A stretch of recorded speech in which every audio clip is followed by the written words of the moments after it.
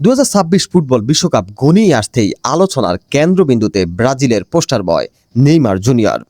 আগামী 18 মে ব্রাজিলের coach Carlo Ancelotti বিশ্বকাপের স্কোয়াড ঘোষণা করবেন। সেখানে নেইমার থাকবেন কিনা তা নিয়ে চলছে চুলচেরা বিশ্লেষণ।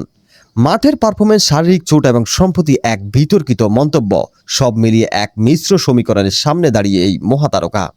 শুরুতে অনিশ্চয়তা থাকলেও বর্তমানে নেইমারে বিশ্বকাপ খেলার সম্ভাবনা উজ্জ্বল হচ্ছে। আন্তর্জাতিক পূর্বাভাস প্ল্যাটফর্ম পলি মার্কেটে তার অংশগ্রহণের সম্ভাবনা শুরুতে মাত্র 37% থাকলেও তা দ্রুত বেড়ে বর্তমানে 57% ছাড়িয়েছে। বাজিকরদের এই ইতিবাচক মনোভাব নেইমারের ভক্তদের মনে আশার আলো যোগাচ্ছে। ব্রাজিলের সম্ভাব্য কোচ আনচেলত্তি জানিয়েছেন নেইমার সঠিক পথে আছেন। স্কোয়াড ঘোষণার আগেই নেইমারের হাতে রয়েছে 11টি ম্যাচ। এই ম্যাচগুলো পারফরমেন্স দিয়েই তাকে দলের জায়গা নিশ্চিত করতে হবে। সম্প্রতি নিজের ফিটনেস ফেরাতে নেইমার প্লাটিলেট রিচ প্লাজমা চিকিৎসা নিয়েছেন এবং বিশেষ অনুশীলনের মাধ্যমে গতি ও সহনশীলতা বাড়ানোর কাজ করছেন। সবশেষ সান্তোসের হয়ে অ্যাথলেটিক মিনেইরোর বিপক্ষে পূর্ণ 90 মিনিট খেলে নিজের উপস্থিতির জানান দেন তিনি।